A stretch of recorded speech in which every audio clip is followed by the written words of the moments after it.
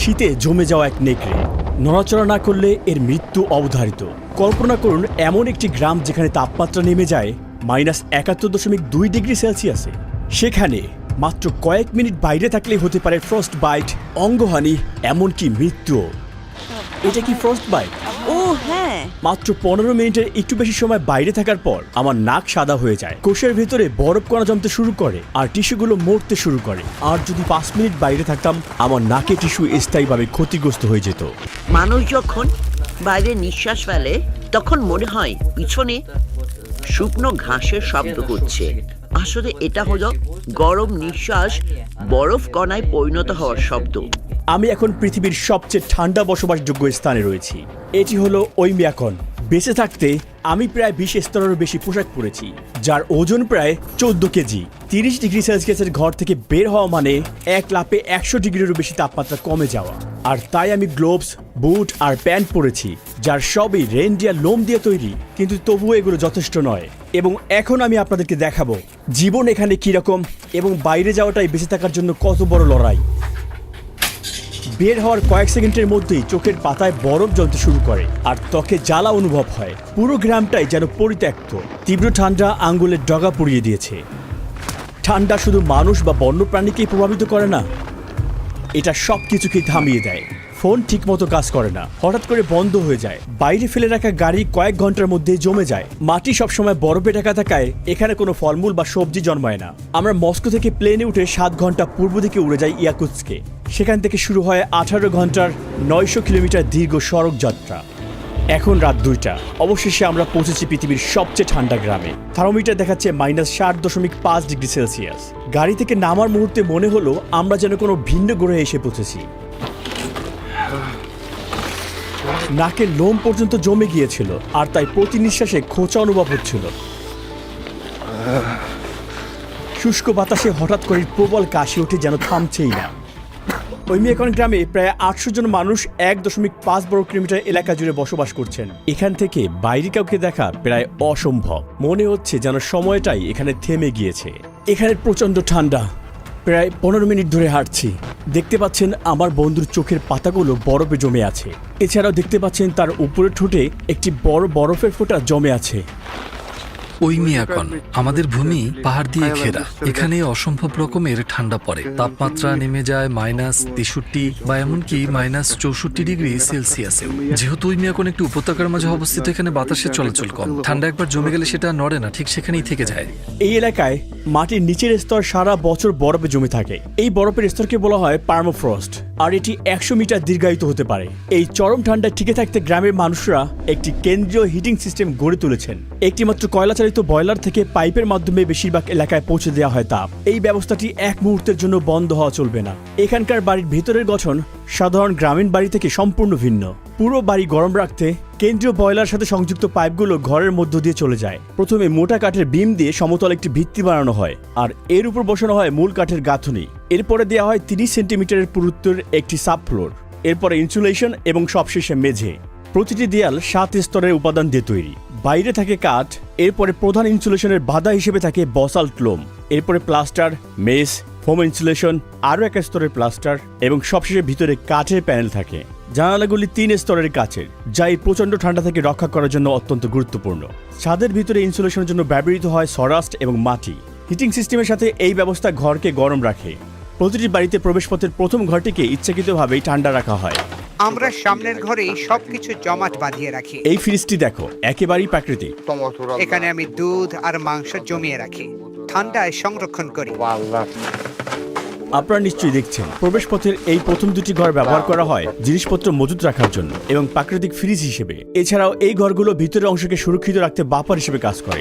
আপনারা দেখতে পাচ্ছেন ঘরের এই উপরের অংশগুলো বরফে আচ্ছন্ন হয়ে আছে, বিশেষ করে ছাদ। ওইমিয়াকনের দিনটা শুরু হয় খুব ভোরে। ইয়েভদোকিয়া এরই মধ্যে চলে গেছেন গবাদি পশুর খামারে। এখানকার খামারিরা ফ্রস্ট বাইট থেকে সংবেদনশীল টিস্যুগুলোকে রক্ষা করতে গরুগুলোকে কাপড় দিয়ে এভাবে মুড়ে রাখেন। এখন আর ওলান জমে যাওয়ার ঝুঁকি নেই, কিন্তু একবার দুধ বের হতে শুরু করলে তখন আমাদের খুব সাবধান থাকতে হবে। ওইমিয়াকনের প্রচণ্ড ঠান্ডার কারণে ভবনে পানি সরবরাহের কোনো পাইপ নেই, থাকলে সঙ্গে সঙ্গে জমে যেত। তাই গরুগুলোকে প্রতিদিন প্রচণ্ড ঠান্ডায় নদীতে গিয়ে পানি পান করতে হয়। একের পর এক গরুগুলো ঠান্ডার নরকে পা রাখছে, কারণ তারা জানে দেরি হলেই অসহনীয় উঠবে এই ঠান্ডা। তাদের শরীরের লোম সঙ্গে সঙ্গে বরফে জমে শক্ত হয়ে যায়। নদীর এই অংশটুকু বরফে জমে না, কারণ এটি পাহাড় থেকে আসা সতেজ পানির ধারা। ভূগর্ভস্থ ঝর্ণার পানি নদীর সঙ্গে মিশে যায় এবং এই নদীকে বরফে জমা থেকে রক্ষা করে। হঠাৎ করেই আমার পুরো মুখমণ্ডল অবশ হয়ে গেল। বাঁ পাশে পেশি আমি নাড়াতে পারছিলাম না, যেন মুখে প্যারালাইসিস হয়েছে। ইয়েবদোকিয়া খেয়াল করছিল ইতিমধ্যে আমার নাকও জমতে শুরু করেছে। এটা কি ফ্রস্ট বাইট? হ্যাঁ, অবশ্যই। ঠান্ডা রক্তনালীকে সংকুচিত করে এবং ধীরে ধীরে রক্ত সঞ্চালন কমে যায়। যথেষ্ট উষ্ণতা না পেলে প্রতিটি কোষের ভেতরের পানি বরফ কণায় পরিণত হয়, ফলে কোষ ফেটে যায়, তীক্ষ্ণ ব্যথা অনুভূত হয় এবং টিস্যু মারা যেতে শুরু করে। তোমার মুখ ঢেকে রাখতে হবে, এইভাবে মুখ ঢেকে হাঁটো। সাবধানে থেকো, না হলে এটা কালো হয়ে যেতে পারে। এই মুহূর্ত থেকে ডকুমেন্টারি শুটিং শেষ হওয়া পর্যন্ত আমি আর একটা 10 মিনিটের বেশি সময় ধরে বাইরে থাকতে পারবো না। তা না হলে ফ্রস্ট বাইটে আক্রান্ত হওয়া আমার নাক আরও খারাপের দিকে যাবে। ডকুমেন্টারির অগ্রগতির সঙ্গে সঙ্গে এখানে তাপমাত্রা আরও কমতে শুরু করেছে, কিন্তু তারপরও আমরা দেখাবো বেঁচে থাকতে এখানে কি পরিমাণ যুদ্ধ করতে হয়। এই না ওষুধ, এটা হলো অ্যালোভেরা আর শুধু অ্যালকোহল। এমনভাবে ভিজিয়ে নিতে হয়, তারপর যেখানে জমে গেছে সেখানে লাগাতে হয়। আর ঘুষবে না, ঠিক আছে? না হলে রক্তনালী আর ক্যাপিলারিগুলো ক্ষতিগ্রস্ত হবে আর তা থেকে ঘা হয়ে যেতে পারে। ইয়েবদোকিয়া তার ধোয়া কাপড় ঝুলানোর মাধ্যমে তার দৈনন্দিন কাজ শুরু করলো, কিন্তু কয়েক মিনিটের মধ্যে সেগুলো জমে পুরোপুরি শক্ত হয়ে গেল। সমস্ত কাপড়গুলো পুরোপুরি শক্ত হয়ে গিয়েছে। আমার হাত জমে যাচ্ছে।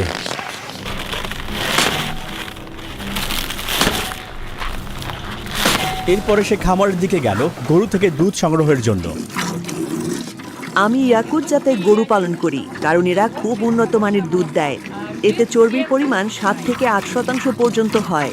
যেমনটা আপনারা দেখতে পাচ্ছেন, উপরের ছাদে কিছু বরফ এবং তুষার জমে আছে, কিন্তু ভেতরটা বেশ উষ্ণ, আর এই পাশগুলো বরফে জমে আছে। আপনারা দেখতে পাচ্ছেন ছাদ থেকে কিছু বরফের অংশ নিচে পড়েছে, এটা বাতাসের আর্দ্রতার কারণে। এখানের বাতাস ঘাস, গরম দুধ এবং গবাদি পশুর গন্ধে ভরে আছে। আমরা দেখা করব ঘোড়া পালকের সাথে। এখন যাচ্ছি ইয়াকুতি বন্য ঘোড়াগুলোকে তাদের প্রাকৃতিক পরিবেশের দেখার জন্য। মিখাইল, রুহি, এইগুলোই ইয়াকুত ঘোড়া। এখানকার পরিবেশ এতটাই কঠিন যে শুধুমাত্র এরাই নিজেদের মানিয়ে নিতে পেরেছে। আজকের তাপমাত্রা কত? এখানে আজ প্রায় -50 ডিগ্রি সেলসিয়াস। বাইরে দীর্ঘ সময় থাকা খুব কষ্টকর। আমরা খোলা জায়গায় বেড়া দিয়ে একটা ব্যবস্থা করেছি। ওরা বেশিরভাগ সময় স্বাধীনভাবে চড়ে বেড়ায়। এই ইয়াকুতি ঘোড়াগুলোর জন্য তাপিত আশ্রয়ের প্রয়োজন হয় না, কারণ এরা দিনরাত -70 ডিগ্রি সেলসিয়াস তাপমাত্রা সহ্য করতে পারে। সাধারণ ঘোড়ার চেয়ে এরা আকারে অনেকটাই ছোট, আর যেটা শীতকালে তাদের জন্য একটি ভালো দিক, কারণ ছোট শরীর মানে তাপ কম এলাকা জুড়ে তাদের শরীরে বিকিরণ ঘটায়।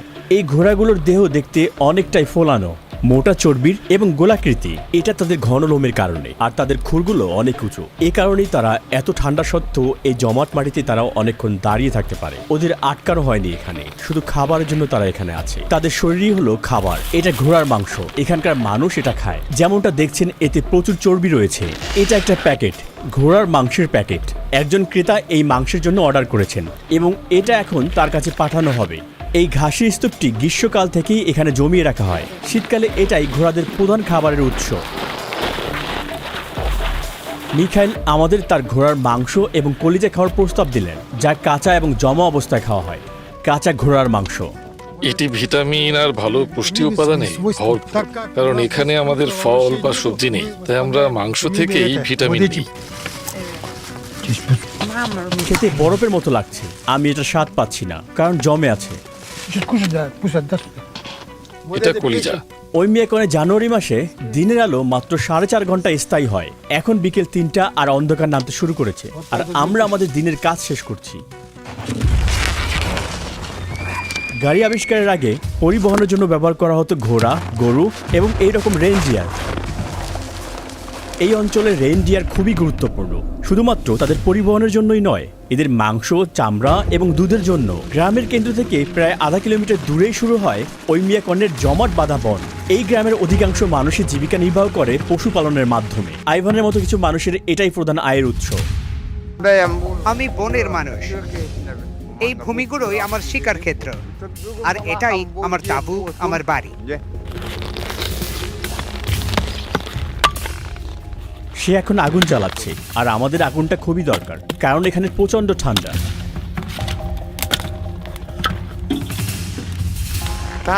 আমাদের অবশ্যই নির্দিষ্ট পথেই হাঁটতে হবে।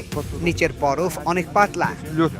আমরা জমে যাওয়া নদীর দিকে এগিয়ে গেলাম। সেখানে সে আগের দিন একটি মাছ ধরার জাল পেতে রেখেছিল। আইভান ক্যামেরাম্যানকে সতর্ক করলো, কারণ সে ফাটল ধরা বরফের উপর পা রাখছিল। একটা ভুল পদক্ষেপে সে পানিতে পড়ে যেতে পারত এবং ভিজে যেত।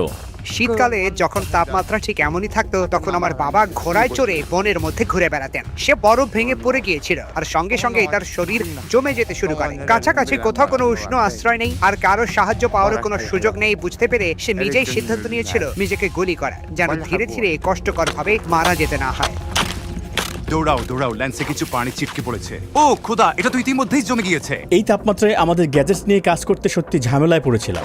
এই জমে যাওয়া লেন্সটি অযোগ্য হয়ে পড়েছে, আর এটাকে এখন ফেলে দিতে হবে। মাছ ধরার জালটি তুলতে সে ছোট্ট একটি বেলচা দিয়ে গর্ত থেকে বরফ সরাচ্ছে। মাছটি বাতাসের সংস্পর্শে আসার পর মাত্র কয়েক সেকেন্ডের মধ্যেই মারা যায়। জলটি ছিল উষ্ণ, কিন্তু এখন পৃষ্ঠে এই মাছটি স্তম্ভিত অবস্থায় আছে, জমে শক্ত হয়ে গিয়েছে। সে হাত দিয়ে ঘষে মাছটিকে গরম করছে, যাতে খুব সহজে সে মাছটিকে কাটতে পারে। সে সাবধানে মাছটিকে কেটে পাতলা পাতলা টুকরো করছে। এটি জমে যাওয়া একটি কাঁচা বন্য মাছ। জমে গেলে মনে হয় যেন তুমি বরফ খাচ্ছ। তোমাদের মাছ খেতে হবে লবণ দিয়ে। শীতকালে মাছ ভিটামিনে ভরপুর থাকে। তাঁবুর ভিতরের অংশটা কিছুটা উষ্ণ, কিন্তু দেখুন এই বাইরের অংশ জমে গিয়েছে। সে এখন আগুন জ্বালাচ্ছে এবং কিছু মাছ প্রাকৃতিকে উৎসর্গ করছে। হে প্রকৃতির আত্মা, আমাদের উপহার গ্রহণ করুন, আমাদের সফল শিকার করে দিন, এবং আপনার ভূমির সমৃদ্ধি আমাদের দান করুন। তার বিশ্বাস অনুযায়ী তাকে শিকারের আত্মাকে সন্তুষ্ট রাখতে হয়, তা না হলে পরের বার শিকারে তাকে খালি হাতে ফিরতে হতে পারে। আমরা এখন বনের গভীরে যাচ্ছি। আইভান বড় কিছু শিকার করতে চায়। দেখে মনে হচ্ছে এখান থেকে কিছু একটা হেঁটে গিয়েছে। পায়ের ছাপ এবং ছোট ছোট প্রস্রাবের দাগও রয়েছে। দেখো, রো হরিণের পায়ের ছাপ। আমরা কাছাকাছি চলে এসেছি। 10 মিনিটের বেশি সময় ধরে বাইরে থাকায় আমার নাক অবশ হতে শুরু করেছে। আমাকে আরও বেশি সাবধানে থাকতে হবে। আমি আমার নাক অনুভব করতে পারছি না। ওই দিক থেকে এটা বনের দিকে দৌড়ে গিয়েছে। ঠিক এখানেই আমি ফাঁদ বসাবো। সে বড় কোনো পশু ধরার আশা করছে। শিকারী জানে পশুটি প্রতিদিন এই একই পথে চলে, তাই সে ফাঁদটি তার পায়ের ছাপের উপর রেখেছে। এবার ফাঁদটিকে বরফ দিয়ে ঢেকে দিচ্ছে। ট্রেসগুলোকে মুছে ফেলতে সে কুকুরের লেজ ব্যবহার করছে। সে কি ধরতে চলেছে এটা দেখতে আমরা 2 দিন পরে এখানে আবার ফিরে আসব। যাওয়ার আগে আইভান গতকালকের ফাঁদটি দেখতে চায়। সে সাবধানে এলাকাটি পর্যবেক্ষণ করছে। এখানে সবকিছু যেন আমার কাছে একটা বইয়ের মতো। যখন বরফ পড়ে আমি পশুদের পায়ের ছাপ দেখে কতগুলো পশু আছে সেটা বুঝে ফেলি। আমি ইতিমধ্যে জানি এই এলাকায় কতগুলো পশু বাস করে। এই তো পেয়ে গেছি। বরফের উপর পড়ে আছে খুবই সহজ একটি শিকার। একটি খরগোশ পেলাম। এটা আকারে খুবই বড়। মনে হচ্ছে সবাই মিলে খুব ভালোভাবে খেতে পারবো। শিকারির ফাঁদে আটকা পড়ে এটা মারা যায়নি। বরফের অতিরিক্ত ঠান্ডাই এটাকে মেরে ফেলেছে। তার মানে প্রকৃতির সাথে এখানে কোনো রসিকতা চলে না। এই ফাঁদটা আজকের ফাঁদ থেকে অনেক ছোট ছিল। পরবর্তী শিকার কি হবে এটা ভেবে আমি খুবই আগ্রহী। আপাতত আজ রাতে মাংস রান্না হবে। ওয়াইমিয়াকনে প্রচুর খরগোশ রয়েছে। যুদ্ধের সময় খরগোশ শিকার করেই আমাদের মানুষগুলো টিকে ছিল। তামারা খরগোশ রান্না করে তার বাড়িতে ডিনার টেবিল সাজিয়েছেন আমাদের জন্য। মাংসে কোনো চর্বি নেই, খুবই পাতলা এবং শুষ্ক ধরনের। পরবর্তী দৃশ্য ধারণ করা ছিল খুবই কঠিন কাজ। রাশিয়ান গ্রামীণ জীবনের উপর ভিত্তি করে নির্মিত ইউটিউব চ্যানেল দ্য আলিঙ্গাপসের সাহায্যে তা আমরা সম্ভব করতে পেরেছি। ভোরের আলো ফোটার সঙ্গে সঙ্গেই আমরা বাড়ির কাছাকাছি কিছু অপ্রত্যাশিত জিনিস দেখেছি। একটি বিশাল সাপের ভাস্কর্য। এটি সম্পূর্ণ গরুর বজ্র দিয়ে তৈরি। ওজন 360 কেজিরও বেশি এবং বানিয়েছেন একজন স্থানীয় কৃষক। এখানে পাইপলাইনের মতো সাধারণ পানি সরবরাহ ব্যবস্থা নেই। পানির পাইপে পানি দিলে তা সঙ্গে সঙ্গে জমে যাবে। এর পরিবর্তে এখানকার বাসিন্দারা ট্যাঙ্কের মাধ্যমে ব্যবহৃত পানি সংরক্ষণ করে রাখে। সেই পানি দিয়ে হাত ধোয়া বা অন্যান্য দৈনন্দিন কাজ সম্পন্ন করে। আমাদের সিঙ্কটা পুরনো। নিচে একটা বালতি রাখা থাকে পানি ধারণ করার জন্য। যখন বালতিটা ভরে যায় তখন আমরা সেটা বাইরে নিয়ে গিয়ে ফেলে দিই। এছাড়া এখানে পানির পাইপলাইন না থাকার কারণে ঘরের ভিতর কোনো শাওয়ার বা টয়লেট থাকে না। এর পরিবর্তে এই প্রয়োজনীয় ব্যবস্থা রাখা হয় বাড়ির কোনো বাগানে, ছোট কোনো কেবিনে। মলমূত্র নিষ্কাশনের কোনো ব্যবস্থা না থাকায় মানুষের বজ্র যেখানে ফেলা হয় সেখানে জমে থাকে, কারণ বাতাসের সংস্পর্শে এলে বজ্রগুলো তাৎক্ষণিক বরফে পরিণত হয়। ফলে এগুলো জমে জমে 1-2 মিটার পর্যন্ত উঁচু স্তম্ভ তৈরি করে, যতক্ষণ না পর্যন্ত কেউ তা ভেঙে পরিষ্কার করে। যখন কাউকে টয়লেট ব্যবহার করতে হয় তখন তাকে প্রচুর কাপড় পরতে হয় এবং দ্রুতই কাজটি শেষ করতে হয় যাতে জমে না যায়। এটা নিশ্চয়ই সুখকর অভিজ্ঞতা হবে না। এই টয়লেটটি একটু ভিন্ন কারণ এটাকে গরম রাখা হয়েছে, কিন্তু সমস্যা হচ্ছে এখানে পর্যাপ্ত বায়ু চলাচলের ব্যবস্থা নেই। দেখো, এই ধরনের টয়লেট মূলত ব্যবহৃত হয় ঠান্ডা থেকে রক্ষা পাওয়ার জন্য, কিন্তু এর ভিতরে খুবই দুর্গন্ধ তৈরি হয়। গোসল, রান্না বান্না, থালা বাসন ধোয়া বা পান করার জন্য পানি খুবই অপরিহার্য, কিন্তু এখানে পানি সংগ্রহ একদমই সহজ নয়, বরং একটি জটিল প্রক্রিয়া যা অনেক পরিশ্রমের কাজ। মানুষ এখানে বরফ কেটে কেটে তার খণ্ড সংগ্রহ করে এবং সেগুলো গলিয়ে দৈনন্দিন ব্যবহারের জন্য বিশুদ্ধ পানি তৈরি করে। এই বরফের নিচেই একটি জমাট বাঁধা নদী এবং পানির একমাত্র উৎস। তিনি একটি চিজেল দিয়ে এই বরফগুলো কাটছেন। যদি খুব ঠান্ডা হয় তবে আপনাদের দ্রুত কাজ করতে হবে, না হলে আপনারা জমে যাবেন। আমরা একের পর এক শক্ত বরফের খণ্ড কাটছি এবং সেগুলোকে তুলে স্লেজে রাখছি। 1, 2, 3। আমরা যতটা সম্ভব বরফের খণ্ড স্লেজের উপর রাখছি। আমাদের পূর্বপুরুষরা আগে এই বরফগুলো গরুর গাড়িতে করে নিয়ে যেতেন। নিকোলে, এগুলো কতদিন চলবে? আমার পরিবার বড়, এই বরফ 2 অথবা 3 সপ্তাহ চলবে।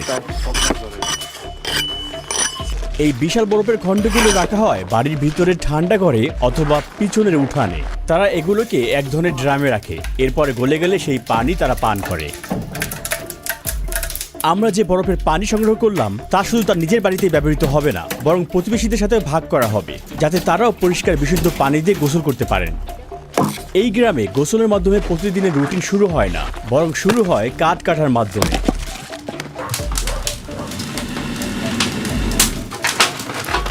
ছেলেটি নিকোলের দেয়া একটি বড় বরফের টুকরো নিচ্ছে এবং সেটাকে ভিতরে নিয়ে আসছে।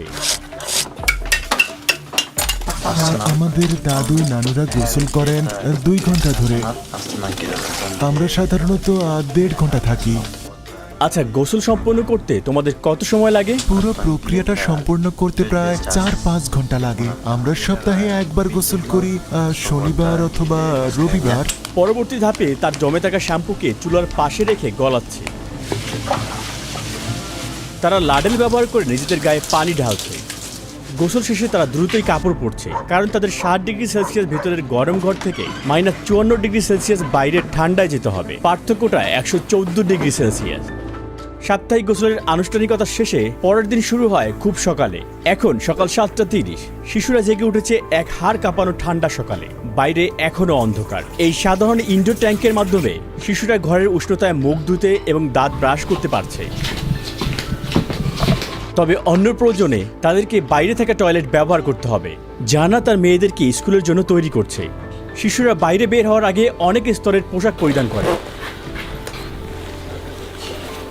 জানা তাদের মুখ এবং নাক ঢেকে দেয় এবং মুখে শক্ত করে পশমি শাল পেঁচিয়ে দেয় যাতে তারা বাইরে থাকা প্রচণ্ড ঠান্ডা থেকে কিছুটা রক্ষা পায়। এখন তারা বাইরে যাওয়ার জন্য সম্পূর্ণ প্রস্তুত। পায়ে হেঁটে স্কুলের দূরত্ব প্রায় আধা কিলোমিটার। প্রতিদিন সকালে নিকোলে তার মেয়েদেরকে নিয়ে স্কুলে যায়। যতক্ষণ না পর্যন্ত তাপমাত্রা -55 ডিগ্রি সেলসিয়াসের নিচে নামে ততক্ষণ ওই মেয়াকনে স্কুল খোলা থাকে। এর নিচে নামলে বাইরে যাওয়া খুবই বিপজ্জনক হয়ে পড়ে। আজ থার্মোমিটার দেখাচ্ছে -54 ডিগ্রি সেলসিয়াস। বাচ্চারা স্কুলে পৌঁছানোর পরই আইভানের মতো মানুষের জীবন শুরু হয়ে যায় শিকার এবং বেঁচে থাকার লড়াইয়ে। আইভানের এখানে অনেক পশু রয়েছে, এমনকি তার জমে যাওয়া একটি নেকড়েও রয়েছে। আজ ভোরে সে নেকড়েটি ধরেছি প্রায় 2 ঘন্টা আগে। যেই ফাঁদটি আমরা সবাই মিলে বানিয়েছিলাম সেটিতে। এটি মূলত মারা গিয়েছিল ঠান্ডায়, নড়তে পারছিল না। তাই ঠান্ডা আপনি নড়াচড়া করতে না পারলে মরে যাবেন। এটি একটি পুরুষ নেকড়ে। আইভান এই নেকড়েটির চামড়া বিক্রি করবেন এবং মাংস সংগ্রহ করবেন। এটার মাংস দিয়ে সে আরেকটি নতুন ফাঁদ বানাবে, আর এবার সে ভাল্লুক শিকার করবে। সে আমাদেরকে তার শিকার সংগ্রহ দেখাচ্ছেন। এগুলো হলো শীত জুড়ে শিকার করা তার শিয়ালের চামড়া। এটা নিশ্চয়ই ছিল একটি পূর্ণবয়স্ক ভাল্লুক। এই ভাল্লুকগুলোকে মেরে ফেলতে হয়েছে কারণ তারা বারবার আমার গবাদি পশুর উপরে আক্রমণ করছিল। প্রতি বছর তারা আমার জমিতে চলে আসে আর প্রতি বছর তাদের সংখ্যা আগের চেয়ে বেশি হয়। ওইমিয়াকনের ঠান্ডা এতটাই তীব্র যে সবচেয়ে শক্তিশালী গাড়িগুলো সঠিক প্রস্তুতি ছাড়া এখানে চলতে পারে না। যদি একটি গাড়ি কয়েক ঘন্টার জন্য বাইরে রেখে দেওয়া হয় এবং ইঞ্জিন বন্ধ থাকে, এটি সম্পূর্ণরূপে জমে যায় এবং ডিফ্রস্ট না করা পর্যন্ত স্টার্ট নেয় না। আপনি কিভাবে আপনার গাড়িটি আবার সচল করবেন? আমরা জেট হিটার ব্যবহার করব। আমরা নিশ্চিত না যে এটা এরপর আর চালু হবে কিনা। প্রতিটি অংশ জমে পাথরের মতো শক্ত হয়ে গিয়েছে, মেটাল, জ্বালানি তেল, এমনকি ব্যাটারিও। তারা গাড়ির উপর জমে থাকা পুরো বরফ ঝেড়ে ফেলতে শুরু করলো। টায়ারটা পাথরের মতো শক্ত হয়ে গিয়েছে। তখন বাইরে তাপমাত্রা ছিল -56°C। ফুটো হওয়ার কারণে টায়ার থেকে বাতাস বের হয়নি, বরং প্রচন্ড ঠান্ডায় টায়ারের ভিতরের বাতাসের অণুগুলো সংকুচিত হয়ে যাওয়ার কারণে এমনটা হয়েছে। গাড়িটিকে গরম করতে তারা এখন গাড়িতে এটি লাগাবে। আমরা চেষ্টা করি যতটা সম্ভব ভালোভাবে ঢেকে রাখতে, যাতে গরম বাতাস বাইরে না চলে যায় বরং ভেতরে থাকে।